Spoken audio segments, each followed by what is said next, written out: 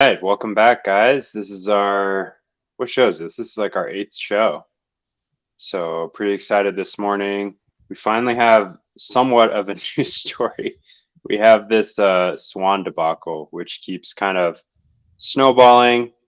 I think I think there's just a lot of confusion around what's going on, and we're hoping to bring some light on that. Not really spread FUD or dunk on anyone, but we're hoping to clarify what's going on with Swan customers' funds.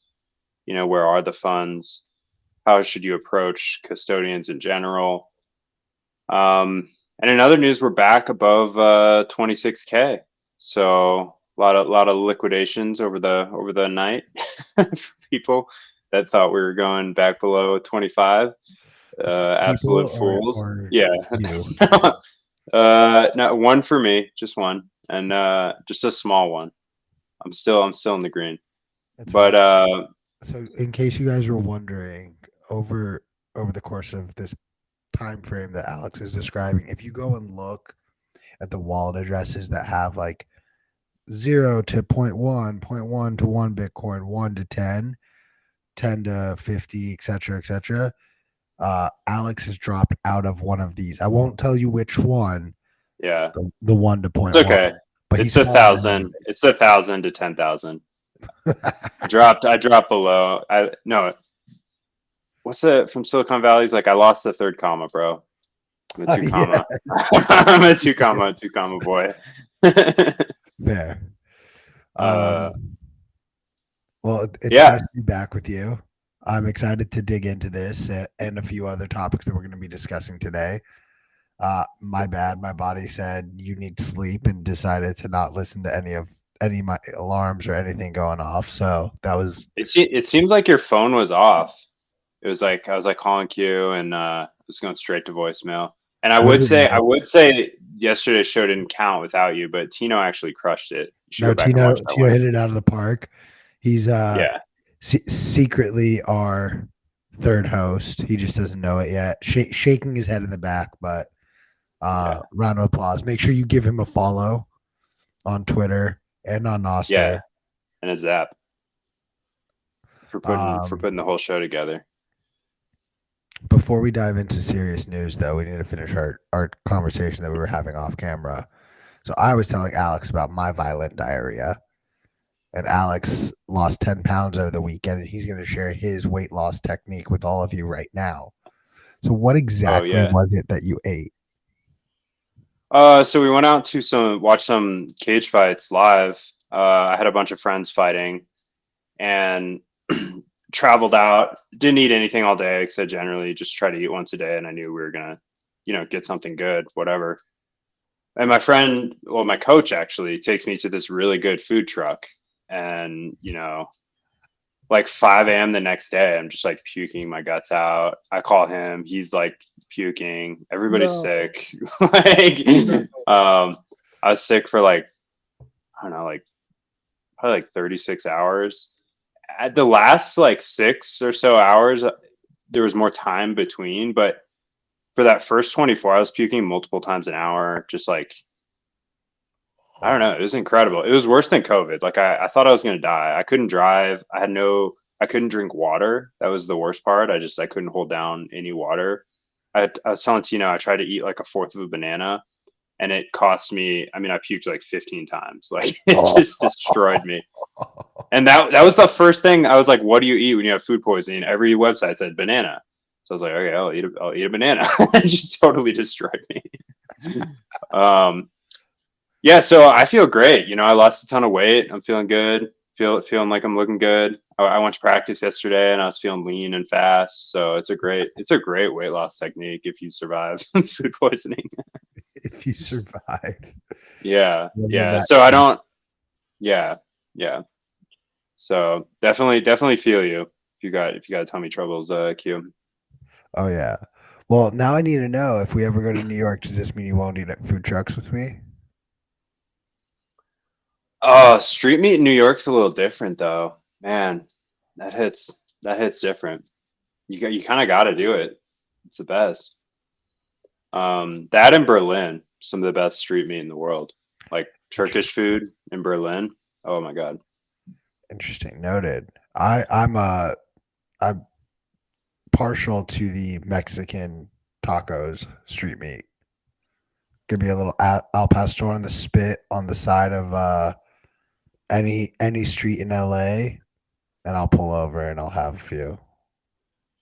But we didn't really have any Mexican people when I was growing up, so I never really had good tacos until I went to like Los Angeles, Texas, the Southwest. So I'm still getting into tacos, Oh my more like a god, burrito guy. But I'm like it's, offended. Are you gonna go be at Pack am I gonna go what? Pack Bitcoin? I haven't been invited. Um, Mm, so I'm just staying at home being offended. Uh, honestly, same. God damn it, P. Why haven't you invited us? I I don't expect a know. personal, handwritten This is invitation. not the day to ask for an invitation when we're scrutinizing the parent company of their their conference. Hey, Um, you're but scrutinizing. I'm yeah, simply just asking for a ticket. that's true. That's true. I'd like to speak. It looks like a fun time. Not gonna lie. I was pretty sad. I haven't got an invite, but alas, can't go to all the Bitcoin conferences. I wanted to give an update just where we're at for the day. Like I said, the price ticked back up, and now we're dropping a little bit. But short time preference. Who cares? Um, How salty are you that you got liquidated? I'm not that salty. So this was a bet that I placed that I was like could go either way. So I allocate a really small amount of sats. Whenever I'm doing 100x leverage, it's like it's just a couple thousand sats. It's gonna be okay. It's just for fun to remind me that you should not trade Bitcoin. And when Every you time the win, window gets too big, you go and put one of these 2,000 sat leveraged longs or leveraged shorts. yeah, something. I mean, in the initial drop down, I made like 200,000 sats, so that was cool. That was fun. Okay. So I don't Okay. know. LN markets, man, it's addicting. It's super fun. But it doesn't translate. I mean, I'm not going to start placing big bets or anything like that. Um, anyway, we're at 26,200. Sats per dollar ticked over. Moscow time ticked over 4,000 sats per dollar. Would you believe it? I mean, beautiful to see. I'm sad to report that I did not take the opportunity to buy. I was too slow. I thought we'd be there for longer. I missed it. I missed 4,000 sats per dollar. So now we're back below. We're at 3.8. Market cap of 510 billion. Um, so that's kind of your weather report for the day. We got, as always, three questions about Bitcoin we're going to cover. I mean, the first story was pretty much a non-story. It's just that we ticked back above 2,600. I was kind of curious, Q. I feel like I don't have a good understanding of what is your near-term thesis, if you have one for the price of Bitcoin. Maybe say next 6 months. Next 6 months, this is such a non-answer, and people are gonna give me shit. I think we're gonna go sideways for a little bit. I think we're gonna go down for a little bit, and then we're gonna go up. But there's potential for it to not be in that order. Like All right. I can't give you a more non-answer than that. Um, I don't think we've had our sort of. So you don't have dry powder on the sidelines. You're not waiting to accumulate here, or Oh, I have what do so you? much dry powder, Oh, but really? I'm no longer at more than 50% dry powder. I've been steadily I've This been is steadily going in. wow. I did not know you were so bearish on Bitcoin, my dude. You're sitting in a good position for how low the price is, but that's incredible. Right, but that's a bullish statement. That's not a bearish statement. Well, I feel like more like 90 to 100% allocation is a bullish statement, like a irresponsibly long kind of thing. I'm literally That's the moving trend. across the country. I need so much cash right now. It's like the worst time for me to try to stack. I feel you. I feel you. I had Hey, to I like mean, I turn just my DCA off because I was like, I can't refill my Strike account right now. what are you guys traveling in? What are you driving? If you A want to share. VW Jetta that, Oof. and right now my dad has been like scolding me every day. So, nightmare story. I took my Wait, is your dad with you? no, no, no. But I took the car into the shop to like get the oil changed, and then we got the car out of the shop, and then within a couple days, all the oil leaked everywhere, and there was like a panic to try to get this resolved before we started our road trip. And along the way, the dealership was also like, "Oh, by the way, your tires, they're really bad. You should replace them." I'm like, I ain't letting you guys touch shit in my car after what you did. So no, I was talking to my dad about it. My dad was like, "Dude, you need to go get new tires. Like, go make an appointment at Costco and replace your tires because you're driving across the country." And Are they bald or what? one of them is like completely flat. Um, yeah, But yeah, you should get new tires. yeah, Yeah, be safe out there. Jetta's a good car, but I don't know if it's the most comfortable thing to travel with all your stuff. Are you pulling a dude, trailer or like what are you doing with all your stuff? it's in like a U-Haul shipping container. Oh, I It's getting never, shipped, but you're not yeah, wrong. Like the car with me, my girlfriend, and our dog, and then all of our shit, it is a nightmare. yeah, yeah. I feel you, man. I've done that trip. I definitely feel you. Um, all right, so moving on to our first story of the day. Q, I don't know how much of this you caught yesterday, but where are Swan customers Bitcoin? Let's talk about it. Um, how much of the story did you catch? And what do you think? What do you think about this whole thing? I mean, if we go back just for a little review, um, there's a guy named Scott Purcell, who's the CEO of Prime Trust back in the day, who was a custodian for many Bitcoin companies, both Strike and Swan, for example. Scott leaves Prime Trust. Suddenly, Prime Trust loses access to legacy wallets that it's holding. There are a couple other. I don't know if there's a hack. There's some other very fishy things that happened. But the point is, they used customer funds to cover the hole in their balance sheet. A pretty big hole in their balance sheet. Let's see if I can pull up the numbers here real quick.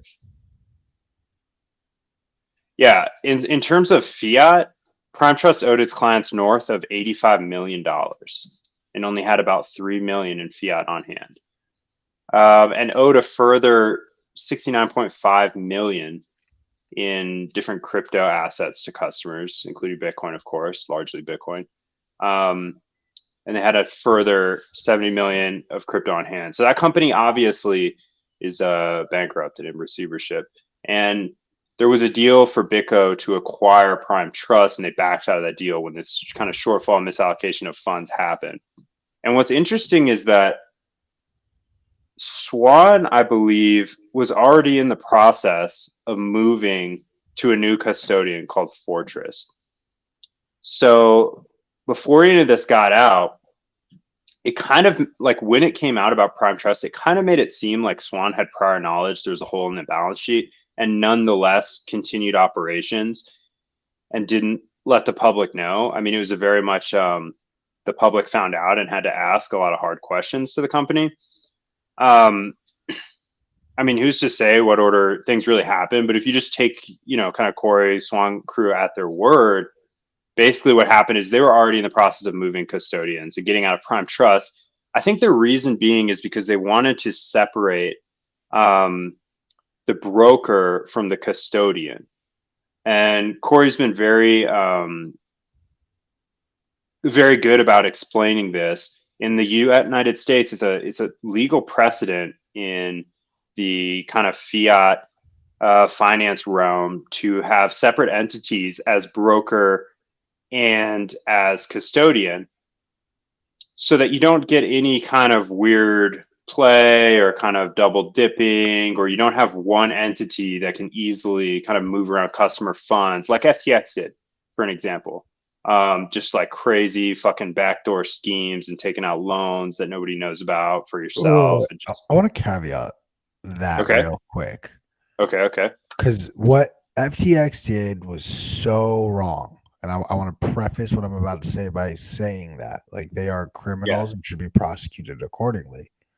right. But there's actually no material difference, in my opinion, between the actions of FTX and the actions of Silicon Valley Bank. or frankly any other banking entity that takes client funds and uses that as an asset on its balance sheet to then go out and secure other loans or make loans against these assets that other customers have deposited in. Literally, The the only difference is FTX lacked a banking charter.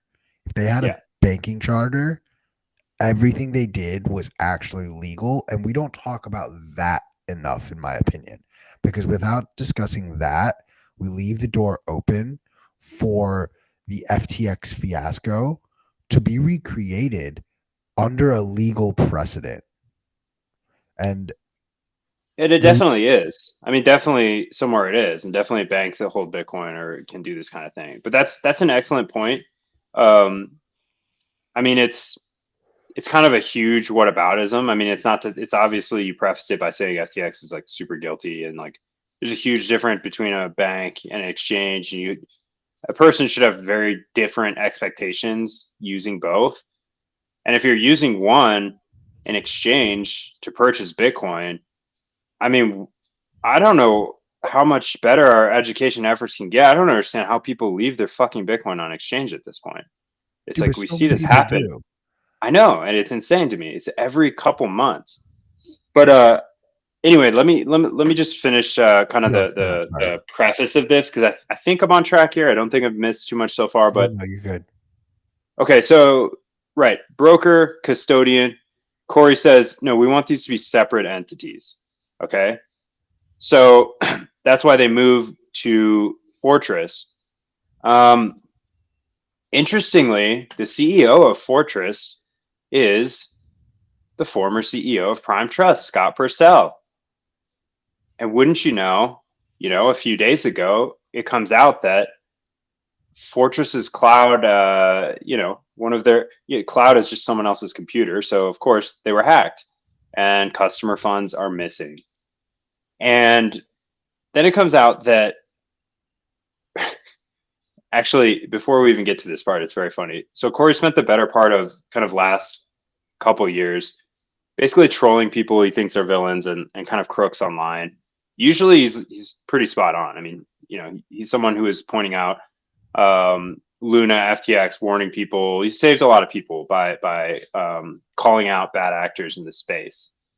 But one of the people he's been calling out relentlessly is Ripple executives, to the point where he's actually accused them of criminal misconduct. I mean, I'll give you an example of some of the things he said. He said Chris Larson from Ripple is a scam artist. He lies about Bitcoin professionally to enrich himself. He also wrote, Chris Larson is one of the worst actors in the entire crypto space who's made a living from lies, misinformation, and securities fraud. And then he's randomly tweeted, Ripple's a scam. And then another tweet, here's hoping Larson shares a sell with SBF. And then another tweet calling Larson a criminal scam artist. Let's see, we got two more. Chris Larson has been pumping and dumping XRP unregistered securities on unsuspecting retail for the last decade. And then he goes, Chris Larson and other owners of Ripple FTX were perpetuating a criminal game of securities fraud. So this is the kind of shit you can get sued for saying. So it's pretty serious allegations by Corey. And I'm not saying I disagree with them. I've never met Chris Larson. I don't really care about Ripple. It's not something I would ever purchase or recommend anybody purchase. I think it's kind of interesting from a perspective of the SEC and kind of the trials going on, but I don't follow closely enough to say how accurate any of those statements he made are. Okay, so what's crazy, the thing that blew everyone's mind Monday was that Ripple announced the acquisition of Swan's Custodian, Fortress Trust, to cover the hole in their balance sheet and make those customers whole. So I think it's important to differentiate if we take the Swan team and Corey at their word. No Swan customers lost any Bitcoin in this hack. Now there's a whole separate concern we can talk about in a minute of, okay, so now you've got this alleged criminal who potentially has access to Swan customer data. That would be Ripple through Fortress, owning Fortress. Now, Core says they're operating as separate entities. That makes sense to me. I mean, it would be, but it's kind of like I can't verify that kind of thing. There's just like, there's a lot of trust going on here. Yeah, so Swan, their official statement is that although Fortress lost funds in a security incident, the incident did not involve Swan customers. So it's claiming that the client funds are insured in cold wallets at BitGo. So this totally baffled me yesterday. I mean, I haven't used Swan in quite some time, so I wasn't sure what their setup was. And after Prime Trust, I looked into it a little bit. Okay, Fortress. Now BitGo comes into play. So I'm looking a little more into it, and I'm just utterly confused because if you go on the Swan website, what it actually says is that your Bitcoin and USD is stored under your name with Fortress, with you as the sole legal owner. Swan does not have the ability to move your funds. So I posted that yesterday. I mean, it had been all day. I thought it was kind of odd. This team kind of has a history of calling out bad actors in the space and just like really dunking on people that are, kind of not up to, Bitcoin kind of purity standards. So I thought it was really weird on the day when there's a lot of questions because, everybody in the space uses Swan and they're all wondering like, is my Bitcoin safe? Like what? I mean, anything you left on exchange, you should have known is not inherently, but they're wondering, am I owed money here? Is there Bitcoin missing? Should I withdraw? I need to close my account. Like, is my data being breached by Ripple? Like, does Ripple own my data now? They have all these questions, and I don't hear peep. And I don't know. I mean, I've never run a company like Swan. I can't imagine how hard it is to put that together and just the engineering, the technical feats. I'm just saying, I was like, guys, it's like midday Monday morning. I haven't heard anything from Corey. I haven't seen any blog posts. I was looking on employees' pages and I just didn't see any clarity. So I just tweeted out, what's going on, guys? You're being awfully quiet today. I just want some answers here. Like, where are the customers' Bitcoin? Where are they stored? And immediately I post, this screenshot that Magoo found that shows your Bitcoin and USD are stored under your name with Fortress as your sole legal owner. I've then got multiple employees from Swan start tweeting. They start kind of defending their position and saying the Bitcoin is explicitly stored with BitGo. And now, you see my problem there? Your website says one thing, you're telling me another. And it's not like a small typo. Like I'm not playing semantic games here. It's like your website says you have a different custodian than your employees are telling people online. That was super confusing to me. So clearly they want us to know that the Bitcoin is stored with BitGo. The screenshot, I'm told, refers to legal custody and was worded properly. But it doesn't change the fact that the Bitcoin is stored with BitGo and always has been since we moved. So that, I mean, I just don't understand the nuances there. So I'm asking if you have comments or insight into this. I mean, let me know. I would love to learn more about it. Q, I don't know. I've kind of went on a tear there. I think I'm at a place where we can dive into this and dissect it a little bit. What do you think so far? So the lack of response is troubling for sure. I don't fault Swan because there's an element of this that we also need to kind of discuss and really like appreciate's the wrong word, but I think just really understand. And that's there are certain parameters and rules that financial businesses, companies have to adhere to. Like these are sort of the rules that have been put in place. And I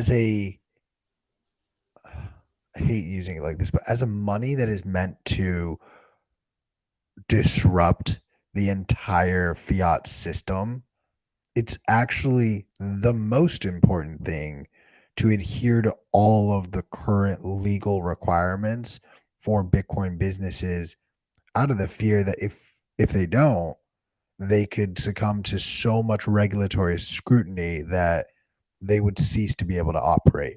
So that Yeah, can I just please, can we say that's like definitely a point in favor of Swan and Corey? I think it's very noble of Corey to proactively say, "Hey, we don't want access to your fucking money. Like we're basically just like an API. Like I don't actually want to control or custody anybody's funds." And one thing I didn't mention enough is this team has gone above and beyond, probably more than any other company in the space, to say that you should take your Bitcoin off exchange. I see it with like every tweet. Like, we do not want to custody a single sat. That is our goal. Get all your Bitcoin off exchange. So that could, please don't mistake that. Swan is not trying to hold custody. They've been very clear about this for years. Sorry, Q. Go ahead. no, that like 100%. Like this is a company that tries to adhere to the ethos of Bitcoin. What my hope is rather than this turning into something that we as Bitcoiners look at each other and let this tear us apart, we use this as an opportunity to almost recognize, okay, this is an aspect of the current financial system that is antithetical to Bitcoin, that we don't agree with, that we don't like, that we don't support, that we don't want to see used neither on the Bitcoin network itself nor be recreated onto this network. So my hope at least is that this will spark some sort of a wake up call, and maybe, I don't know, some people will start to found new businesses or look at new ideas with this in mind. But Yeah. the Yeah. I aspect think of, sorry, go ahead. oh, I was just gonna say, I think there's some other interesting kind of details here. Okay, so another thing that Swan let us know yesterday was that yes, all client coins are insured in separate cold wallets at BitGo, and they did not move during the incident at Fortress, which means they're unaffected. Well, actually, no, it doesn't quite mean that they're unaffected. It means they didn't move. You can still watch someone's Bitcoin. You can have a 12-word seed phrase or 24-word seed phrase and watch it kind of fill up with a little more Bitcoin before you decide to hack it, if that makes sense. So those aren't quite. That is a semantic game. They should probably clarify that a little bit more. The coins are protected by video calls and physical access and are not subject to any incidents at Fortress. Listen, the game of institutional Bitcoin custody is a wild one because you think, what do you mean video calls? That sounds super in this age of AI. That sounds super insecure. But, and I don't know, at the same time, it's like, do you really want, I don't know, Corey himself, for example, walking around with the keys to everybody's funds? I wouldn't want that as a customer. I wouldn't want any single point of failure. It's got to be a multi-signature, multi-institutional setup, which I think is what's happening here. I think this is a three-party system between Swan, Fortress, and BitGo.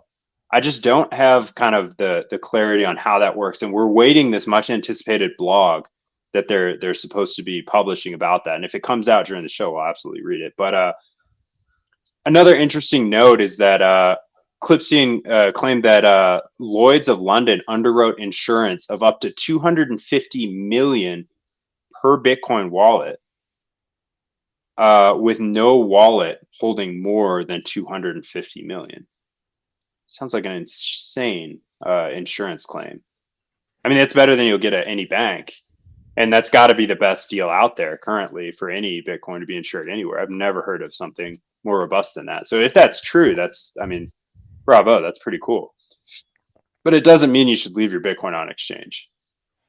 No, and I'd also be curious to know like what you have to pay to qualify for that insurance claim, because remember, the insurance company's job is not to pay out its claim but figure out how to not pay out to its customers. Yeah. Otherwise they don't make money, they lose money. Precisely.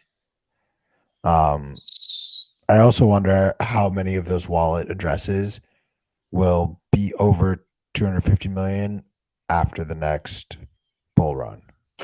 Is that bullish Hopefully enough for you? none.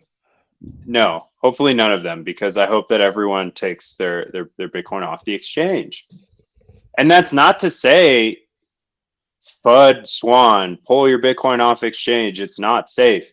No, even Swan would acknowledge, like every employee at that company would acknowledge, like, look, this defeats the purpose of the Bitcoin. You need to hold it yourself. You need to custody it yourself.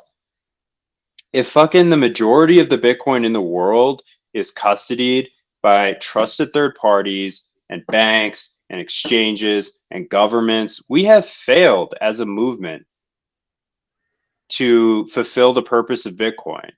I mean, I don't know. Q, what do you think? What's the we can transition here a little bit. I mean, is there more we wanted to cover about Swan? There was one more kind of receipt I'm trying to bring up here. I'll let you know if I find it in a second.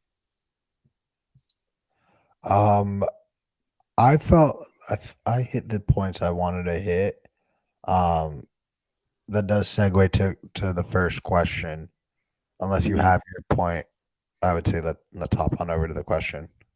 I got it. I got it. Okay.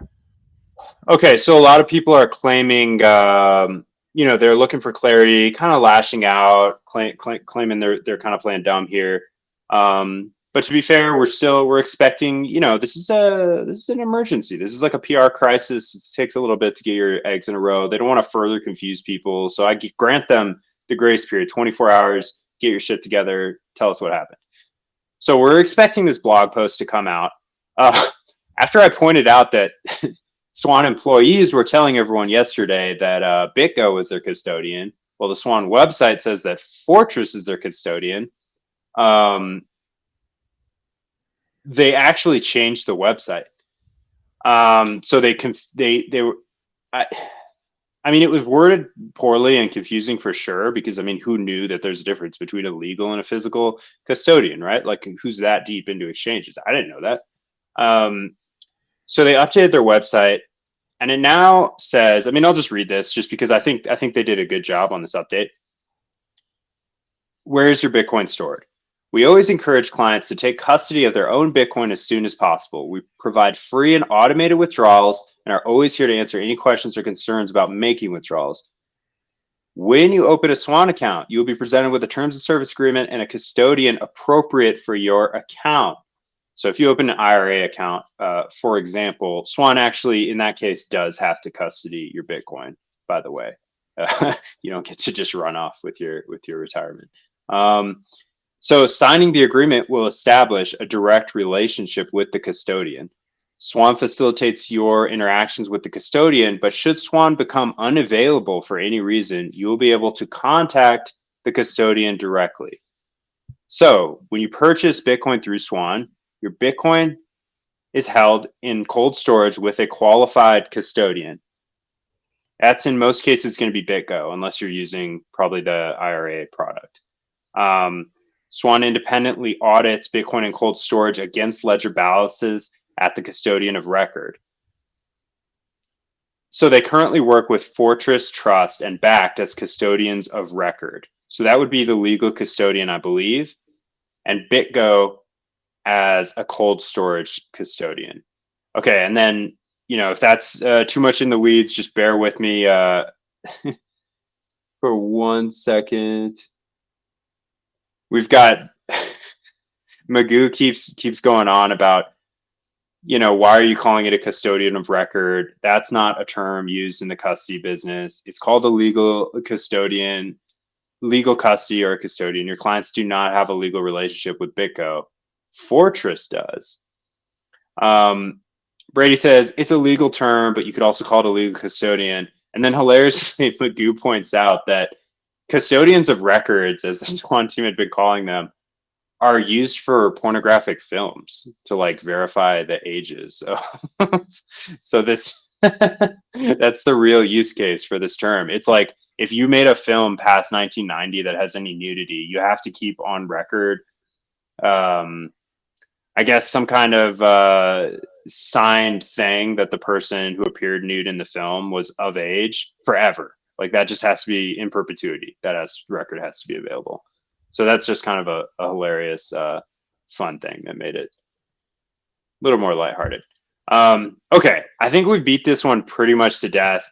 I feel I think dirty. we're now we just what's that? Yeah, I think we just await the blog post and see what comes next. But yeah, I mean, I don't know. I wish the company the best. I hope that customers who were keeping their Bitcoin in third party, trusted custody learn their lesson. I mean, fortunately, it sounds like no one at Swan lost any Bitcoin, but it could happen, man.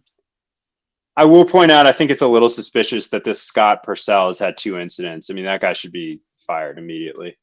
Um, Prime Trust leaves Prime Trust, funds go missing. Shows up at Fortress, funds go missing. Yeah, that's 2 strikes. You only get 1 strike in this industry, so that's tough. All right, Q. Let's dive into some questions for the day. Sure. So let's talk smart money, and more specifically, how does the concept of smart money tie into Bitcoin's narrative, and what potential implications does it have for the future of finance? So let's start first. What is smart money? This is the big money that moves markets, the institutional investors. If you look at it from the angle of investing or trading in stocks, the smart money is typically the money that can move the market either up or down. So the big money, the whales, etc. However you want to think of it, it's Wall Street, the institutions. This ties back in both Bitcoin ETFs, and last week we had the news about the FASB getting changed so that corporations can potentially mark their gains in something like Bitcoin on their balance sheet. Um, I like I'm curious, and I'm going to bring you on the screen while I talk because I want your facial reactions as I say these things. Mm-hmm. So, how does the concept of smart money tie into Bitcoin's narrative? It doesn't. Like that, I'm going to just start with that first half. It actually doesn't. Bitcoin does not need smart money to succeed, it needs people to use it. Now, the reason why I say it does not tie into Bitcoin's narrative is Bitcoin is not meant to be this thing for all of Wall Street to all of a sudden accumulate the vast majority of Bitcoin and be able to just sort of hold it themselves, use it themselves as they see fit, akin to what they've done with the fiat monetary system. That said, because Bitcoin is a public ledger that anyone can access, and anyone who wants to spin up a wallet has the ability to go and accumulate Bitcoin, there's no way for Bitcoin itself to prevent, oh, you know what, you're too wealthy to own Bitcoin, or oh, you're actually a corporation, so you're not allowed to Bitcoin. That's not how Bitcoin works. So whether it is meant to be a part of Bitcoin's narrative or Bitcoin's growth is irrelevant because it is happening. And so the second part of what potential implications does it have on the future of finance in general, broadly, look, we're literally in the middle of watching the SEC battle with pretty much any large financial firm that wants skin in the game, that wants to release their Yeah, own. they're just spraying birdshot. I mean, they're just spraying prey with these lawsuits. Well, the take that I heard was actually really interesting, and I really like this, where it's not so much that they're operating, they being the SEC, they're not operating from this lens of, oh, what they're doing is wrong, so let's go after them. It's, I don't like what they're doing, and I can make it really hard for them to do it. So I'm going to do what I can in my power to make this more difficult.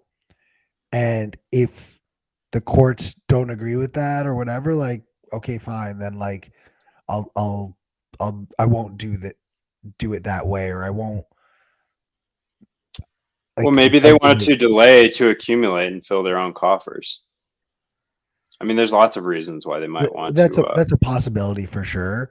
Um, I just I think overall, as institutions start to come into Bitcoin, if you haven't read the Block Size Wars, shout out our boy Chris Alamo for forcing me to finally get it and read it. Um, we are coming closer to recreating the block size war in different ways, of course, or potentially in the exact same way. And subtle things like BlackRock being the second largest shareholder of four of the top five publicly traded mining companies. That's not something to personally like. That's not something to cheer about. Like BlackRock could buy and sell all five of those companies today, right now, without batting an eye. Like it wouldn't materially impact their $10 trillion assets under management to purchase roughly $5 billion worth of publicly traded mining companies. So, But I think that okay. So the underlying question we're trying to answer here is, how does this concept of smart money tie into Bitcoin, and how does it affect its future prospects? And I think the answer is, look, it affects the fiat price appreciation or depreciation.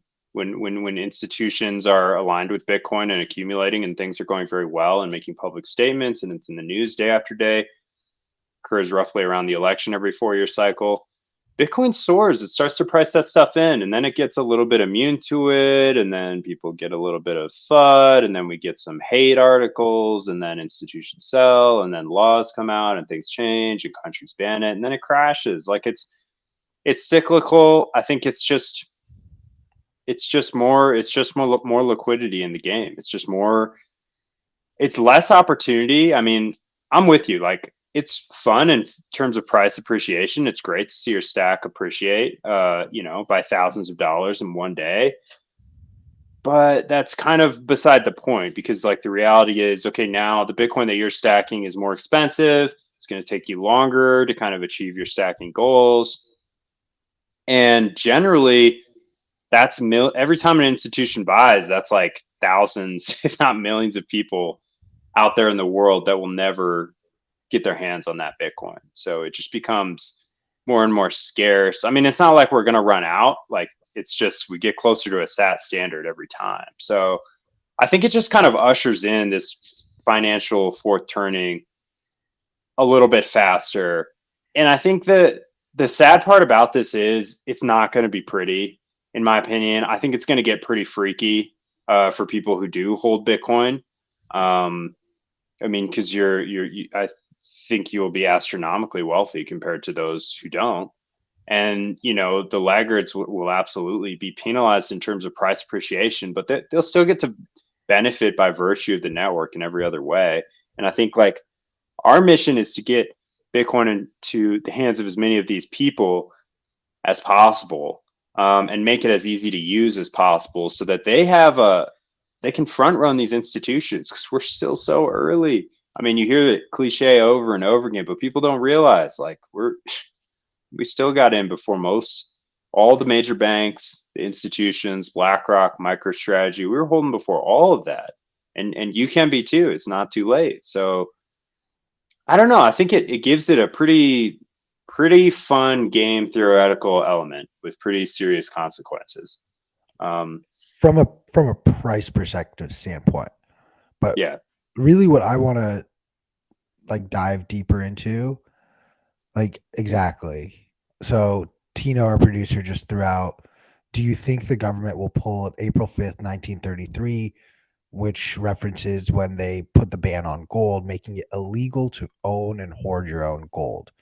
So, look, we've seen time and time again these big businesses will go to daddy government that they lobby and they essentially fund through all of their campaign contributions and say, hey, this ain't fair. You need to change the rules.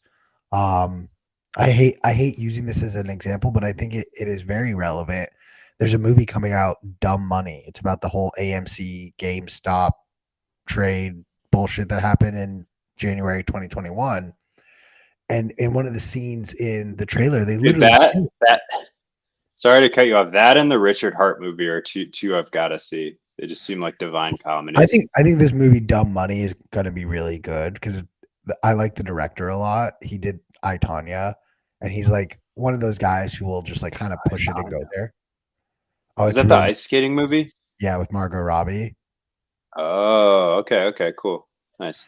So there's a scene though in the trailer of Dumb Money where they're like, "We won, like you beat the institutions, but they're going to come after you. They're not going to take this loss easily."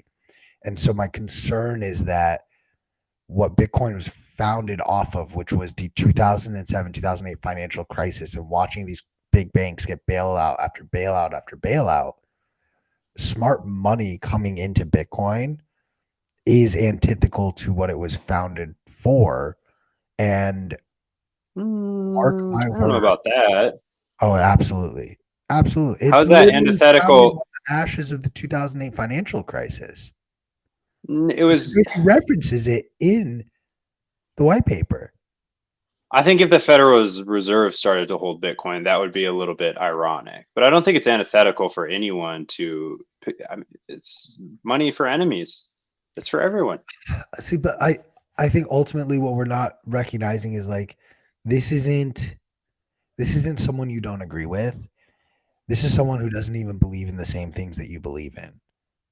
And Okay, yeah, but the smart money that's will, your enemy. But that's still, I still fight for their right to accumulate it. but they will stack the deck in their favor and they will change the rules as they see fit, however they Change see what? fit. How are they going to change the Bitcoin rules? That's what I'm saying. It just seems I don't want to blow out of proportion, like scare people, like oh no, corporations own Bitcoin. But I They were also don't always going want to. people to like blindly just be like, oh yeah, another corporation bought Bitcoin. Like Yeah. Okay. I see what it you're should be saying. Yeah. met with the same skepticism on both ends of the extreme. It's okay. So what you're pulling on this tension of again Bitcoin being a free market and a commons. We feel like it's our Bitcoin. I want this adoption, hyper Bitcoinization to happen the way I want it to happen. I'm a node runner. I'm a voter, and at the same time, we're like, oh, it's free market. Anyone can do it. So it's definitely weird to watch. There's also this very weird thing where as a Bitcoin maximalist, you end up aligning with the state and being inherently statist when you cheer for things like this to happen. And the governments to make pro Bitcoin regulation. I mean, think about all the El Salvador simping that we're all guilty of over the last several years, just because this country bought I don't know a couple thousand Bitcoins. It's kind of interesting. Like it takes you for a psychological ride, but I don't know the fiat price appreciation does things to people, man. I mean, they as Oh, much as they want to say one Bitcoin is equals one Bitcoin. I mean, when we see this thing at hit 100K, like people's minds are going to explode. Even reaching 70K again. Do you remember what those days are like? You could hardly pay attention to anything. Driving around your car, checking the price, like just insane. It's this is the calmer time to kind of just this is honestly the better time for productivity, for accumulation, and to get anything done really, because I don't care who you are, when you watch your wealth double and triple in a matter of months, it does things to you, no doubt. and you can't help but cheer. You can't help but cheer. It's a great thing. You're No, excited. it's It's once in a euphoric lifetime. when you're rich getting richer, man. Yeah, No, nothing yeah. beats number go up. But let's you want to do the blockchain or energy consumption question next? Let's do energy consumption. It seems kind of related. There's a lot of media at play in both. So how does Bitcoin's energy consumption impact its perception and value? Oof. Well, it really tarnishes its perception in many ways, just because there's a lot of misunderstandings about how it works on both sides. There's some like gross exaggerations about how renewable and green Bitcoin may be. there's a lot of also misunderstandings from the public and propaganda. I mean, notice I just said green. Like, there's no such thing as green energy or blue energy or yellow energy. Like, all energy production has trade-offs, and that's not something society's like. We're not ready for that conversation. We're too busy, being told to shut down our nuclear miners and force basically like these unsustainable renewables onto the grid, making it catastrophically fragile. But therein, Bitcoin actually provides a really interesting solution. So, you can load manage and throttle through Bitcoin mining. I mean, we just saw, how much did Riot get paid? X million per Bitcoin foregone. Say it again, Q. You're on mute. Anyway, it was several million for turning off their miners in Texas at a time when the energy, when they were asked by the state they have these power contracts with the state or with local, whatever companies kind of own that part of the grid to switch their miners on and off. And they actually get paid. They make bank for fulfilling these contracts. Now they have to respond to that kind of demand load requests within like minutes, and they get paid the faster they can respond to it. So it's a really big investment to get those kind of contracts, and their jurisdiction are like insanely complicated and change. And I won't pretend to be an expert in them, but that is like one of the most exciting. 7 million. That's how much Riot was paid. Yeah, incredible. So I mean, that just goes to show you that despite whatever the media says, Bitcoin uses more energy than the sun. There are good synergies that are happening between like actual physical world grids, Bitcoin mining. It does allow you to harness remote sources of energy that you'd have no way to transport anywhere else otherwise. I mean, I can tell you I'm soon to start mining here at home. There's no other way for me to monetize like that off my power. I just use it. But now, I can store in a battery, I can mine with it, you can start to monetize that. It's going to help distribute the grid. It's going to do tremendous things, I think, for Africa if we can get it right. And we can stop we have too much of homogeny of machines and machine manufacturers, ASIC manufacturers, and we have too many companies doing all the mining. I think we need to get this stuff into the hands of the people. We need to get people mining at home, and they need to be able to just fucking plug and chug and go. And I don't know if it's ever going to be that super simple, but it's getting better. Like, there are more solutions coming out every day to kind of mine more conveniently at home. It's still a kind of risky, pretty hefty investment, but I think we're getting there. I think we're trending in the right direction. So yeah, talk about it, Q. So I think there's also another component beyond just like, mining systems being used to heat people's homes or in lieu of a water heater, but just this appreciation that I think most people who've studied Bitcoin have of how difficult it should be to make money. And there should be a high energy cost associated with that Bitcoin has. So unforgeable costliness is what Nick Szabo called it originally. Exactly. And like, even for example, like, no, this was not one of the claims when Alex said, oh, Bitcoin uses as much energy as the sun, but we've heard some pretty outlandish claims like Bitcoin uses more energy than the country of Sweden, which the same group that released that study has since published very quietly and under the table a retraction of that specific claim. As too have they published retractions on every other claim. All the FUD that you've ever heard. Oh, Bitcoin uses more electricity than washing machines, more electricity than this, that, etc. They were all lies. And the group that actually published them has come out and said, oh, we have corrections on our statistics, decreasing the percentage of energy consumed by Bitcoin. I want to shout out Dan Batten, who's been on the forefront of sort of debunking a lot of this FUD, who he's been the only one publicizing this. I think in fairness, I think the Cambridge research group that comes out with these papers, I think they're like I've met some of them. I think they're well-intended people. I think it's just a kind of tricky thing to calculate. I mean, you've got, despite me saying, all these ASICs are coming from the same manufacturer, like there is actually a major difference in the types of machines that are used, the types of power that are used, the reporting that goes on. There's no standards for this shit. So it's like, Sure, you and don't know like if you're getting the truth you or have not. So, miners set up in Iran where you're not going to get data from you have right. So underground miners in China I where it's applaud illegal. them for making the correction at all, is what I'm saying. But no, so here's the difference. Mhm. I'm not so concerned about the fact that there's a correction. Shit happens. We get our numbers wrong. Like we've all made mistakes. That I can understand and appreciate. It's Mhm. the amount of time, money, energy, and influence they put in to publishing their original incorrect statistics that is now not being spent. So no one is seeing the study that, hey, these are the correct or corrected statistics. They only ever saw the, well, Bitcoin mining uses more energy than the entire country of Sweden. And I know the country of Sweden because, like, it's not like a random country. Like, most people with average intelligence will know, oh, Sweden, cool. I know that that's a country. They don't know much else beyond that, but they know that exists. So, that my qualm is not so much that they made the mistake.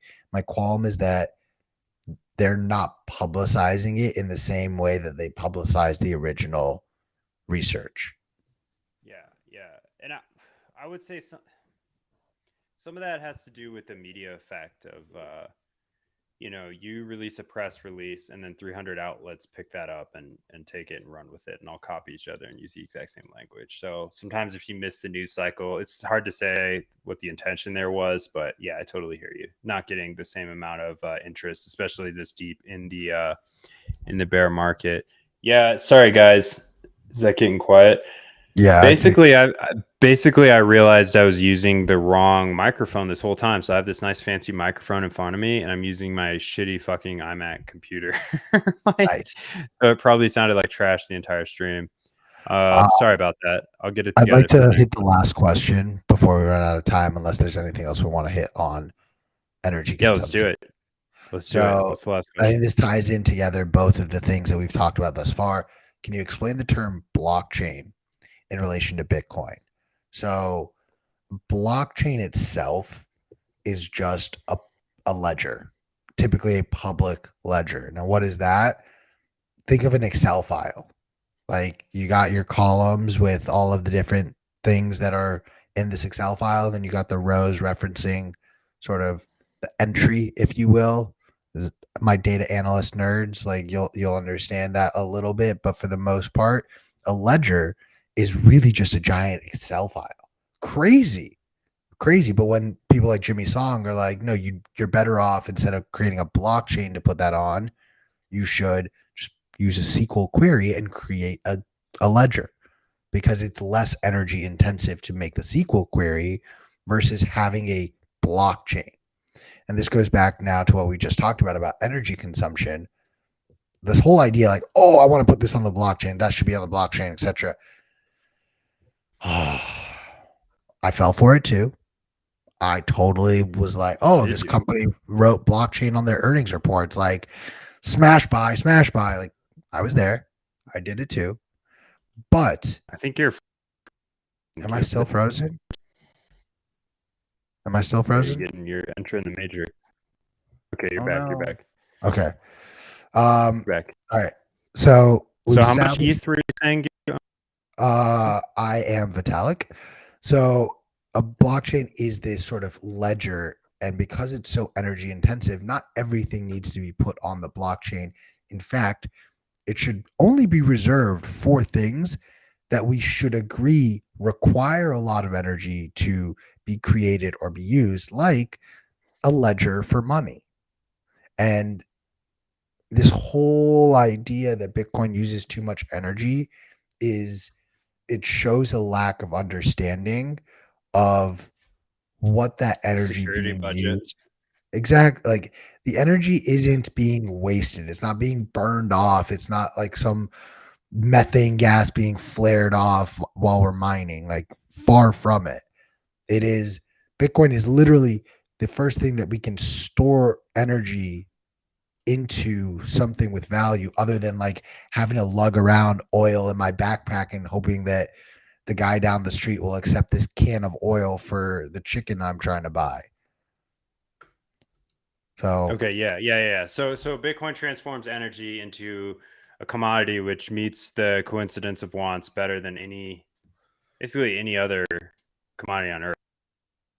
So it's pretty incredible. Yeah, we didn't even get into the security budget. I mean, this is we got to ask maybe a little bit more specific question in the future about the energy thing. But how do I explain blockchain relation to Bitcoin? Well, it's like it sounds. The blockchain was invented. It's a distributed database. It's a chain of blocks that are cryptographically linked together that is very hard to reverse once you get a certain number of blocks down. So it's public, it's immutable, and it's free for all to use. Not free, but it's, I don't know. There's like chains that try to compete with Bitcoin, but for various reasons, which we're a little over time now, so we'll get into later. We've talked about on past shows. They're not really even playing the same game. You can't really bootstrap past Bitcoin because the market has decided this is the blockchain. This is where the value is. This is where the immutability is. This is where the censorship resistance is. This is where the permissionlessness is. I mean, this is the humanity. Advantage. The first mover Mhm. advantage for a blockchain specifically is so fundamentally important, because But when you say that, it's like, what are you talking about? The only one is Bitcoin. There's no other use case for a blockchain. No, I agree with that, but I want like people who fall for the blockchain tech. Yeah, like that. I've heard of that. Most blockchain tech, when it's new, like Bitcoin when it was brand new, you, me, and everyone else, we didn't even pay attention to it. So let's not act like when the next thing on a blockchain comes around, like, oh, we're going to be wise to it. If anything, we need to recognize that what makes a blockchain secure is that it has existed for a long enough time that there are enough blocks attached and enough people that are sort of supporting, contributing, and growing it. When you have a blockchain like Solana, for example, where only one entity can sort of maintain the blocks and add more blocks, pretty risky, pretty centralized, pretty antithetical to the overall idea of a blockchain, which is to be this public database that anyone can see. So long as you have an internet connection, you can find the Bitcoin blockchain and sort of look through transactions. Yeah. So Bitcoin is the blockchain, but all blockchains are not Bitcoin, I guess, in conclusion. Yeah. Yeah. I think that's it for me today, Q. We dove into our questions. I think we hit all three.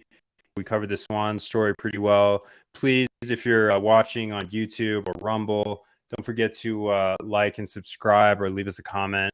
Really help us out here. I promise the audio and video quality will be boosted. Yesterday, I just kind of hit the wrong settings.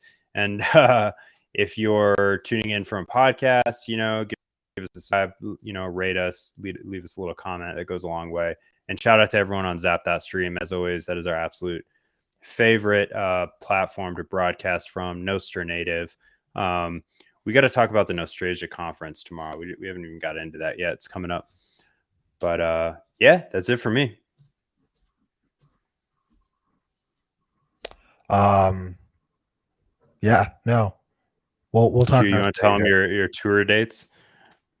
No. Fuck no. Okay. Go leverage 100x long to take the opposite side of Alex's 100x leverage short trade. That's all.